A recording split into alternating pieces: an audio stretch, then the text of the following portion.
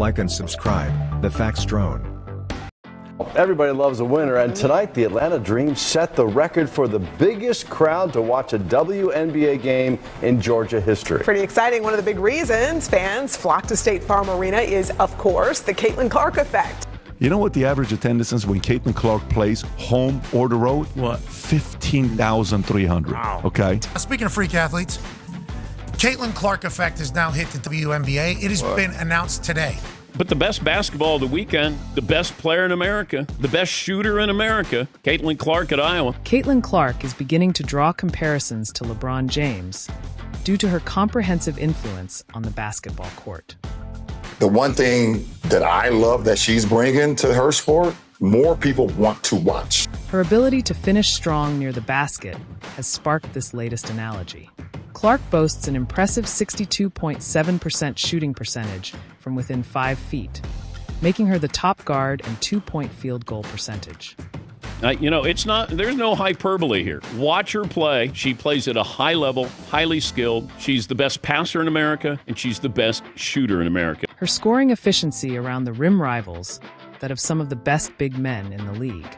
I saw somebody break down the release time, which is pretty much identical to mine. And then her just confidence, you can't help but watch when she plays, where she's shooting from, the range, the confidence, the flair. Like, she's a performer. Crazy though, just because her shot is like that, it's at that level. If you really watch, like, her floor game is as impressive. So it's kind of the total package. On the fringe of breaking that record, and the amount of attention that she has gained over the course of these last couple years. Every building she goes into, there's a different energy. Like, it's great for her, great for women's basketball. Since the Indiana Fever returned from the Olympic break, she has particularly excelled at driving to the hoop and finishing. There's still such a long way to go, because in the end, come on. Look, this guy's embarrassing, bro. You're bright, you're right, and as a result, the shine comes your way in the eyes of a lot of people in America. Yeah, it's race baiting rhetoric that's adding fuel to a fire. It's like enough with the racist BS. She's nasty. She knows how to ball. Clark's style of controlling the game and attacking the basket is reminiscent of James. Previously, I've likened her to Jason Kidd, Steve Nash and Steph Curry, and Kidd for her rebounding and fast-paced playmaking. Nash for her creative play, and Curry for her long-range shooting. Everybody else is jealous. They're pissed off because again, it's ridiculous, and we're never going to advance as a species. And we're never, if he keeps having that type of attitude, it's ridiculous. It's like, what? Everything has to go back to race. Everything has to keep going back to race. She's really good. Let it be that. And the other players should shut the hell up. Like, nobody was talking about your league. Nobody cared about the WNBA until that girl. That girl, Caitlin Clark, I don't care what color she is. She's ridiculous, she's nasty, and now people are watching, and you guys are talking shit about her? When you blend all these skills, you see shades of LeBron, especially in her aggressive approach to scoring. That 36 of 40 Indiana Fever games will be nationally broadcast next year. Last year, the Indiana Fever had one game nationally televised. Next year, 36 of 40, let's get her on TV. We keep saying it over and over.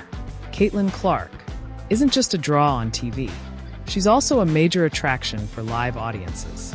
When these two teams first faced off, a whopping 17,575 fans filled the State Farm Arena just to see her play. Hold on, I think you're a great basketball player. I mean, I can't play like you do. Yeah, we know. And obviously, I can't tell jokes like you do. Now you might wonder how we know it was all about Caitlin's performance. Typically, the Gateway Center, home to the Atlanta Dream, has a capacity of around 3,500. In their last matchup against the Phoenix Mercury, which features a legendary player who's been a cornerstone of women's basketball for the last 20 years, only 3,200 fans showed up. They couldn't even fill a smaller arena against Diana Taurasi. But when Caitlin Clark is in town, it's a different story. Not only does the arena sell out, but they also have to offer standing room tickets to accommodate everyone.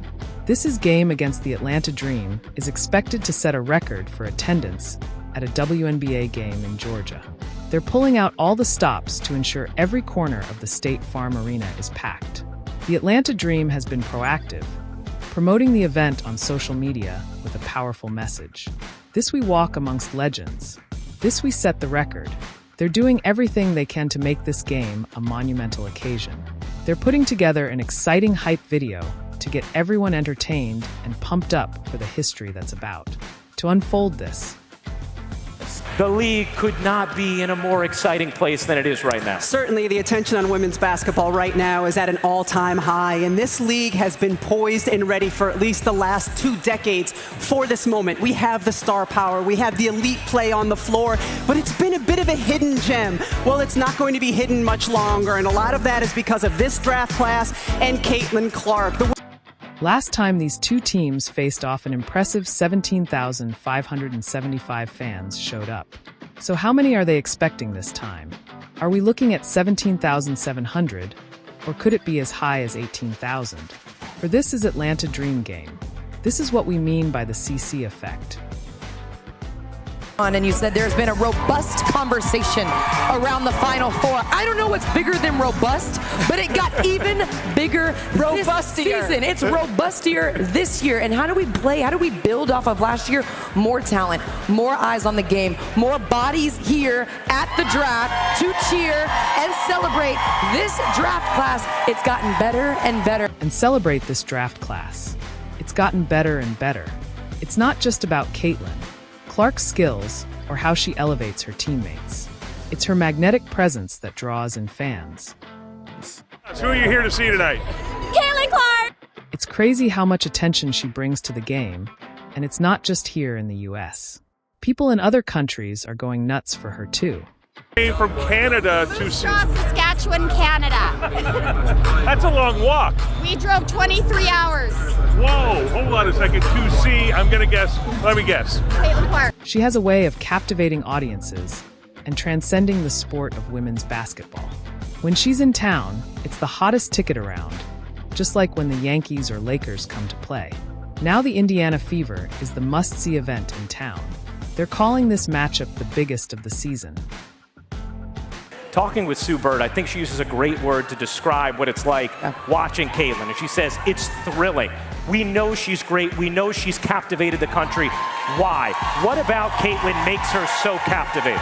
Caitlin Clark is different from any other player we have ever seen in the women's game, and it starts with the distance with which she shoots the basketball. We've never seen a player shoot from that deep range with that kind of efficiency. The Atlanta Dream clearly understands the buzz and is fully embracing the hype surrounding Caitlin. They know how to market their superstars effectively. Each time Caitlin Clark arrives, they move the game from their smaller venue to a larger arena, and they're making sure everyone knows it. I like her attitude. I think she's got good sportsmanship. She lets things roll off of her. She's just an all-around great player, and the logo threes. I think she's done a lot, and working with the group that she's with just brought a lot to the WNBA. The Dream is relentless in their promotion. I wish more teams would follow their lead and really promote the games when Caitlin Clark is in town. Yeah, it was great. Honestly, it was a lot of fun. I thought we came in here and we competed hard. That was the thing. Like, we knew they were going to want to win, so we came out with the same mindset of wanting to win. I think we were down 2 at halftime, and I thought we started the third quarter really strong, and that's what kind of set the tone for that whole second half. And then never hurts when Enrique gets really hot like that. It's just kind of like give her the ball and let her do her thing. And instead of just casually mentioning the matchup, they're already declaring, this is game a sellout. That's right. Every seat is accounted for. So if you thought you could stroll in and snag a comfy chair, think again. The only option left is standing room tickets. Standing room tickets for a basketball game. This feels like something you'd see at a Major League Baseball game. It's wild. Now how will the Indiana Fever perform this? They need to come out strong and aggressive. We can't afford another slow start like last time if Melissa Smith is on fire. Great.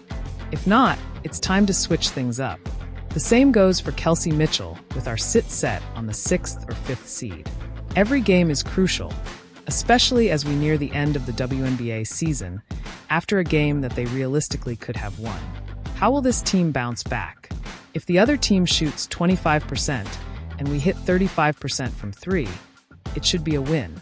But if we start off slow and miss our shots, our defense will need to hold strong until Caitlin Clark, Kelsey Mitchell, and Aaliyah Boston find their rhythm. I am curious to see how Coach Christie sides will handle rotations. Will we see more of dentists or less of Tammy? What about Erica Wheeler? She played for the Atlanta Dream last time, so will she get some minutes? This and how many will Lex each see? We need to put our best lineup on the court, because this is a big night.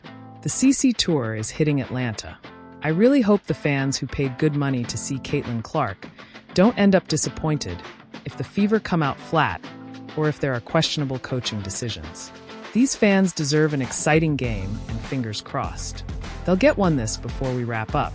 Here's an interesting fact. The Indiana Fever has the highest average attendance across 29 games in the WNBA, while the Atlanta Dream has the lowest. However, both teams are set to make history with the largest WNBA game in Georgia. As Angel Reese pointed out, if it were so easy, it would have been done already. If everyone was a draw, women's basketball would be in a different place. The WNBA tried to capitalize on her popularity and crammed a lot of games in over a short amount of time, playing against the best teams in the WNBA. Those relative season tickets now? I mean, we might have to. Those are pretty expensive. We'll make sure the Fever gets working on that. Our salaries, it's like our entire salary to get those. Caitlin Clark has been making headlines lately, and it's not just because of her impressive performance on the court. The 22-year-old rookie has been making waves with her bold statements and competitive spirit. It's like our entire salary to get those. I'm not kidding. We'll have someone work on that for sure. We need people to help. After being snubbed by the U.S. Olympic women's basketball team, Clark took a much-needed break to recharge and refocus her game. And it seems like that time off did her some good, as she's been on a roll ever since. Caitlin Clark now has the rookie record, the history of the WNBA, as she's now going to try to set the all-time record, but 12 games to go. On Sunday, Clark set a WNBA record for assists in a season by a rookie, notching 9 to increase her total to 232. There is a lot of appropriate attention on Caitlin Clark and the Indiana Fever, and we found out that the Fever Storm game from over the weekend drew 2.2 million viewers, which is massive. The WNBA has 18 games this season where they've had more than 1 million viewers average, and 16 of those 18 have featured Caitlin Clark. So you cannot deny the connectivity of Caitlin Clark playing basketball and people wanting to watch. If she's playing, they will come, they will watch the game. She's on track to break the overall record of 316 set by Alyssa Thomas last year. But that's not all. Clark also made headlines for her interaction with a referee. After missing a shot in the third quarter, Clark punched the base of the basket in frustration, earning her a technical foul. The referee told her that her actions were disrespectful to the game of basketball, but Clark saw it differently. Had nothing to do with my team, had nothing to do with the riffing, had nothing to do with the other team. It's just because I'm a competitor, and I felt like I should have been making more shots, she said. Clark even thanked the referee for the technical foul, saying it fired her up to play harder. I thought we got a lot better after that. I want to thank him for that, she added. But Clark's most surprising statement came when she jumped in to answer a question about buying season tickets for her family when Fever teammate Lexi Hull was asked if she would buy her family season tickets after scoring a career-high 22 points in the win over the Seattle Storm. Clark chimed in saying, "Those are pretty expensive. It's like our entire salary to get those. I'm not kidding. We need people to help." But making really peanuts, Dan, when meanwhile this is the reason why everybody's tuning into the WNBA. Caitlin Clark just on her own making $76,000 a year, which, I mean, she's making tons of other money in endorsements, but when you look at male athletes, something that I think a lot of them tend to make a habit of is they say, okay, I'm going to spend my paycheck or my salary rather, and I'm going to use that to fund my lifestyle, and I'm going to set aside my endorsement money. I'm going to put that in the bank. I'm going to invest that money. But for these WNBA players, if all you're making is $76,000, you've got to dig into those endorsement dollars to fund a lifestyle. And I'm not just talking about a lavish lifestyle. I'm just talking about a normal lifestyle, which costs even more these days thanks to. Despite making millions in endorsements, Clark's comment about needing help to buy season tickets for her loved ones raised a few eyebrows.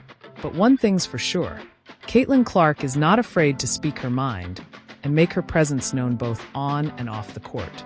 It's a fact that Caitlin Clark's rookie salary of $76,535 in her 4-year contract, totaling $338,056, are quite small when compared to what male players in the NBA earn. The WNBA is becoming popular enough to increase salaries. That's what the NBA does, and the NFL. They increase their salary cap. One of the things that's interesting, the financials of the Indiana Fever, I don't know if you saw this, but there's a 1,193% increase in jersey sales with the Indiana Fever because of Caitlin Clark. Let's continue to see, like 2,000, this is a big deal in Indiana, 225% increase in corporate partnerships. Every season ticket is sold out. Listen to this one. Concession sales. I like this one in particular, Charlie. 2,826 gallons of beer have been sold. Wow. Draft beer. That's an increase of 740%. Hot dog sales up 300%. And Kelsey Mitchell was huge in that fourth quarter. You and her combined for 10 threes. How important of a role did she play in closing this game out? Kelsey was awesome. I mean, she just steps up in big moments. That's just what she's done. She's done it all year, and I'm really happy for her. She's got a ton of confidence, and she's been huge for our team. And this sensational rookie from the Indiana Fever who continues to be box office. Clark and the Fever currently lead the WNBA in average game attendance and per game TV viewership.